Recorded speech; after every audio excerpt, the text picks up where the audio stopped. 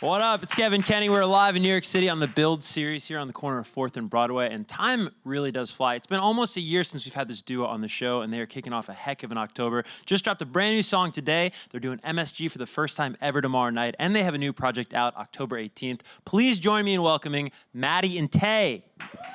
Hello.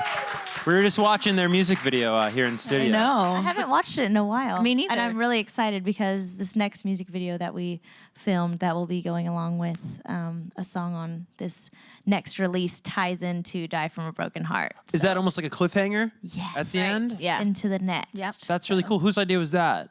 I think Yeah. that was your idea. I came up with the treatment for this video and then Tae put that part in there. So it was kind of fun getting to do that. That is cool. Who enjoys the videos more? I know we'll get into really like what went into this. I know this is challenging for you, Tae, behind the scenes. Yeah. But just when it comes to the visuals of anything with you guys' music, who's like more into that? We both love music Yeah. videos. Anything creative that has to do with just making music come alive more, we are big fans of. But especially just acting is so fun and fascinating to me. My brother's an actor, so this Die From a Broken Heart music video was probably the most fun I've ever had, yeah. Did it feel like acting though, Tae? Because it was something that was so close to home, and you were kind of, it had to be cathartic in a way, right? It was very cathartic, yeah. I was very much moved past all of that, years past, so it was just kind of weird to revisit it, but it was a little bit of acting, but a lot of just real emotions. I was very real crying, as you can tell by all my wrinkles in my forehead.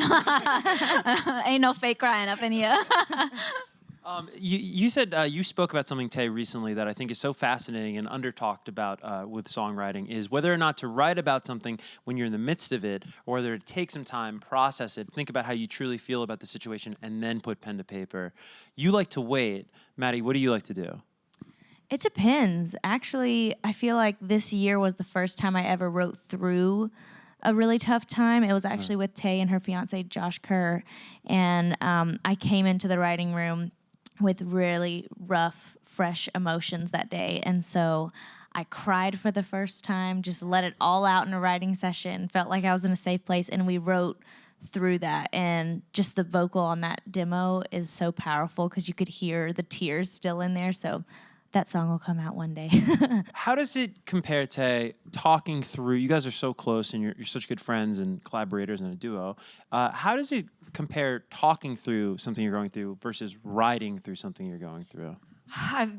Talking and writing, I feel like I can't find the words in either one of those situations. It's almost like just trying to convey your emotions is difficult for me. But writing is almost easier because you have people that you can lean on, and music, just when you're in the room with people that are creating chords and it's a safe environment, it just feels much more easy. But yeah, I don't know.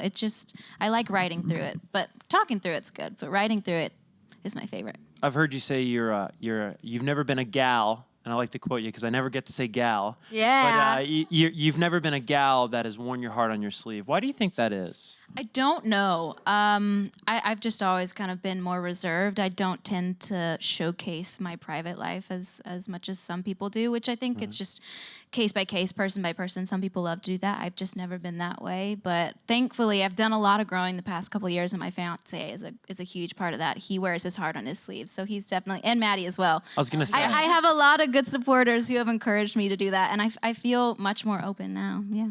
I was gonna say, Maddie, do you balance that out a little bit, where you do wear your heart on your sleeve typically? I do, yeah. I think that's why we get along so well, because I will just, and sometimes I can kind of just tell where she's at. She doesn't really have to tell me, so then I Telepathy. It comes in handy. So like if something's going on, I can kind of guard or protect however needs to be done. But she does that for me as well, but I'm definitely more vocal, heart on the sleeve. You will know how I'm feeling by the look of my face. I cannot hide anything.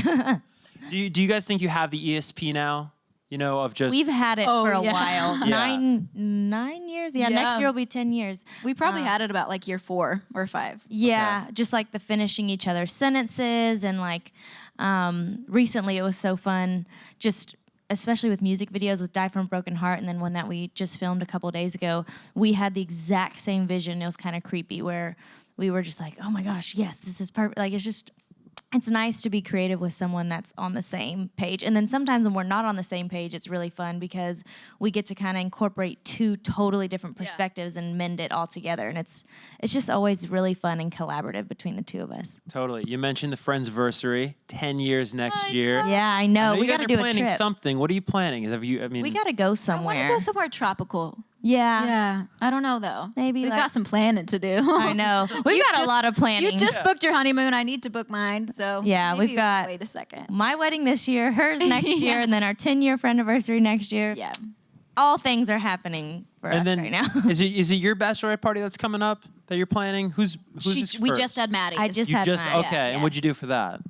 I don't really remember. I'm just kidding. I can tell you. I'm just kidding. Well, we all, my bridesmaids and I, and my future mother-in-law and my mom, because I'm really close with both of them, we all went to Austin, Texas, and rented a house with a pool, and we just all hung out. And I got a little too crazy the first night. Rookie move for all of my bacheloretting friends out there. Don't go hard the first night, because the second night we were supposed to go clubbing because I'd never been clubbing before, and I was ever. no, and it was weird. It was weird. I did not belong there. I was just like, I didn't know. I mean, I've been with my fiance for 8 years, so I didn't really know like how to like be okay with someone flirting or like hitting on me. I was like, oh, what? And what are you doing? Like, you're just supposed to kind of go and like, yeah, whatever. Like, it was just very foreign. But I was so hungover at the club, and you don't want to be hungover at a club. It is not fun. Okay. Too loud. You're just focusing on how nasty the floors are and like, ooh, I wonder how many people's lips have touched this glass. Like, just, yeah, it's not fun. Yeah. You guys have, of course, been on the road now for how long with Carrie? Since May. Wow. Yeah. So I'm sure it's a question you're getting everywhere, but how has it been just working alongside her? So Amazing. much fun. Yeah, Yeah. we learn something every day, and we've got a lot of great stories, but I probably couldn't share them all. But we've made some great relationships with Runaway June as well, and even Carrie's little son. She has two, but Isaiah is in love with Maddie, and it's adorable. My little buddy. It's so precious. And I know, she's just such a role model to you guys as the balance too, right? She's married, she has a family, but then she goes out there every night and she kills it. Yep. Yeah. It's very inspiring to watch her balance everything. She always is like, I don't feel like I'm balancing. I'm like, are you crazy? I don't know anyone else that could balance that better than you. I got a kick out of your vocal warm-ups on tour. Oh, Bumblebee Tuna. Yeah. Yeah, we basically do scales and like go up a half step, and sing Yum Yum Bumblebee Bumblebee Is it Tuna. too much to ask you to just give us a little demo? We could do it. Yeah, what key? Yum Yum Bumblebee Bumblebee Tuna. I love Bumblebee Bumblebee Tuna. Yum Yum Bumblebee Bumblebee Tuna. I love the tuna that's called Bumblebee. And we do that 12 times. Give it up. That was great. I don't know. It's so annoying, but it really does. If I play a show and don't do that warm up, it makes a difference. Yeah. We just It's call weird. We just call it Bumblebee. So like Bumblebee. our bass player, our steel guitar player, Dave Lapsley, came up with it and taught it to us. Because him and our bass player will sing background vocals sometimes on certain songs. And so Dave taught it to us. And so now it's like part of our pre-show ritual. We're like, all right, time to Bumblebee. And they're like, what? Bumblebee? I'm like, vocal warm up. Cool way to say that. The stage is just so demanding, though. We learned the first week of being on this tour, the stage is so high and it's massive and it's in the middle, so you're constantly having to move around and work around the stage. So it's like 35 minutes of cardio every night. So those warm-ups, they do us good. And that's what the fans, I feel like, don't realize is how much of a workout it is. Yeah. And heels, throw that in there. And cracks in the stage, so it's like near-death experience / tour / cardio. So yeah. What's been the biggest adjustment playing rooms as big as like a Staples Center or a Madison Square Garden? I think for me, I had to like really work hard to lock eyes with people because I have the most fun on stage when I can see like other people's reactions and if they're like into it. So just like spotting people. But I don't know, for this, it's a very vulnerable stage to be on because it is 360. You are seen all angles. So it is a bit vulnerable up there, but it's still really, really fun. And just, I think it's pushed us so much as entertainers. And I just can't wait to take all that knowledge that we've learned from Carrie and this tour and take it with us throughout our career. What goes through your guys' head when, you know, at the top, I cite the 80 million streams, and I know that it's just the highest accolade you guys could achieve as songwriters is to connect with just one person. Yeah. And I think 80 million times people have listened to this song that you guys put together, probably in a small room, you know, maybe in Nashville. What goes through your head when you hear numbers like that? It's an honor and it's extremely validating. Maddie and I, we started out as songwriters, and we knew that if we ever got the chance to release our music and that it would be out in the world, we wanted it to mean something and we wanted to stand by something. And I think the fact that people are consuming our music the way that they are and relating to it is just validation to keep telling our truth and be raw and be vulnerable and take those risks and wear our hearts on our sleeves, as hard as it is. But yeah, it's an honor. You guys have spoken about the songwriting process of this. Really, it's a 3-part album, and we'll get into the rollout because I think it's so cool and creative. But you've talked about the songwriting being just breakthrough moment after breakthrough moment. What's led to that?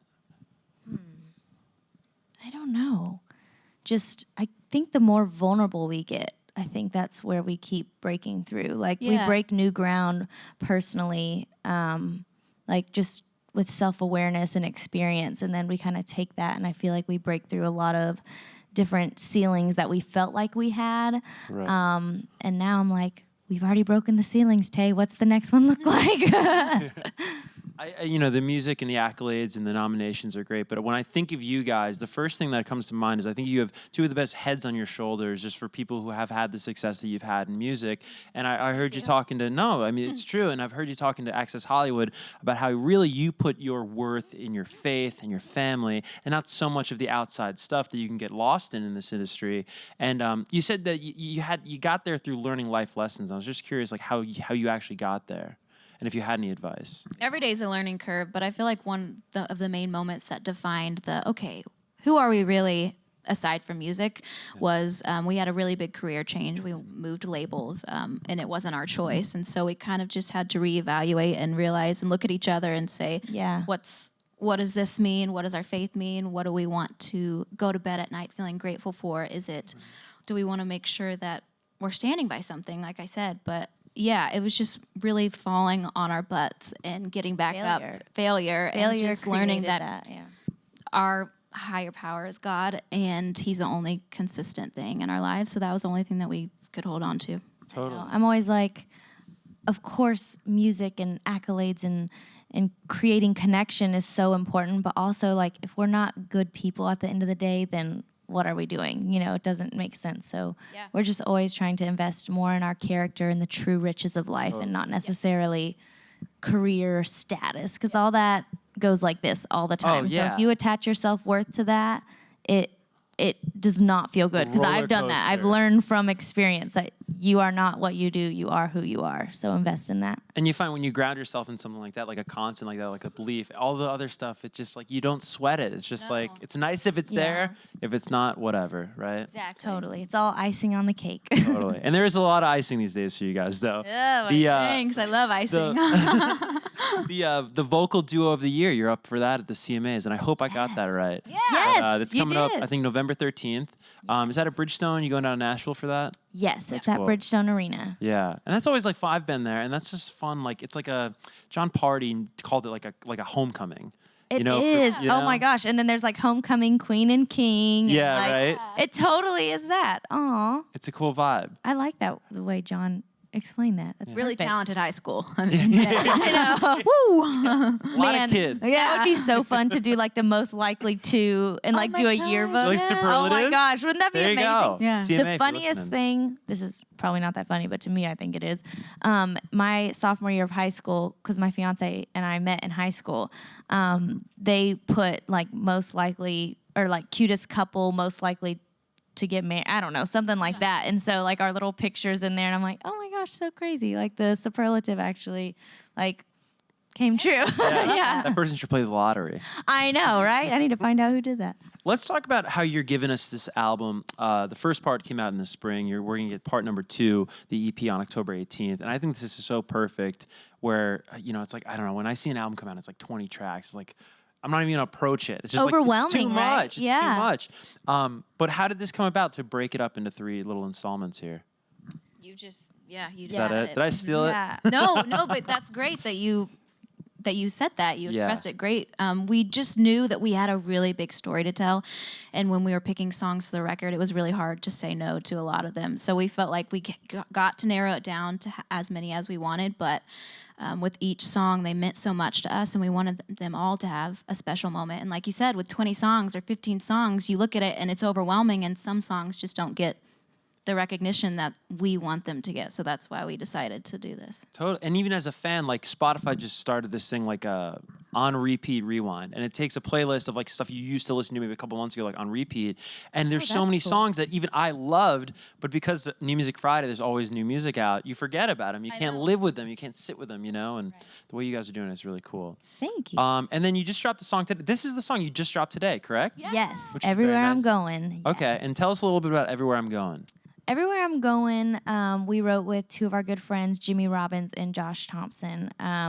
Actually, Jimmy is one of our co-producers on the record, so it was kind of cool to have one of those on there. But we basically took a couple different ideas and merged them into one song. I had this thought. I was like sitting in my living room with Jonah and my dog and just sitting there, and I was like, oh my gosh, my whole world is like in my living room, and this is so great. And so like that kind of thought merged, and then Cool as California. yeah, we were gonna write a song called like He's as Cool as California or whatever like that. And so we just kind of merged all these different ideas into one, and then just was born that way. It was a fast write, and I remember being really inspired by Johnny Swim. Oh, yeah. Those harmonies. They Yeah. get me. Yeah, what's the record? Georgia Capond.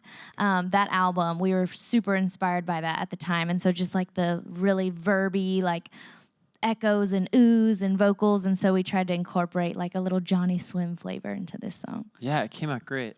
There's a lyric, and it's because I was listening to this today, and I may be confusing with another song, but there's a lyric you guys wrote that I wanted to ask you about where if was it real if he doesn't feel like I feel? Oh, Die from a Broken Heart. Yeah, and I think that's such a poignant line because it's something we all struggle with. Where how do you find significance in a relationship if it didn't work out personally? Do you mean after the fact to Yeah, like not just- think it was a waste of time? Exactly, which is a great question to ask two people in long-term relationships. But know. for fans, Well, for me, I was in that relationship for 3 years, and I learned so much about what I did not want.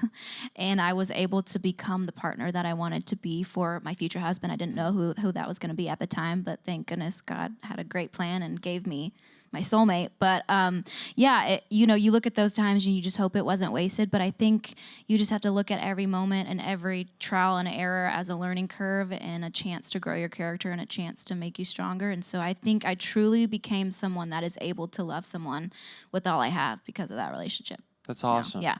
It's funny how like at the time you hate the ex, and then you wind up being grateful for them. Oh, yeah. I'm like, You're thank you. Thank you so much for being so Yeah. awful. Yeah. Oh. Yeah.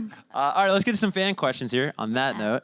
And first is going to come from right Hello, here. I love your overall. Yeah, you look so cute, girl. Thank you. You guys look cute too. I wanted to ask, what do you guys do to de-stress on tour with Carrie? Ooh, Still figuring that out. I meditate. Oh, Yeah. yeah, I got to. 15 minutes. One of every my day. best friends is on the road with us. Her name's Joy, and she instructs yoga on the side. So yoga is such an easy way. And then I'm actually super nerdy and love to read a ton of books every year. So reading and yoga. And is naps probably- are really good too. Naps Yeah. are great. It's just like even 20 minutes is Yeah. a refresh. Like if I'm getting salty and have a bad attitude, I'm like, I need to go sleep for 15 minutes, shed the salt, and then And brownies.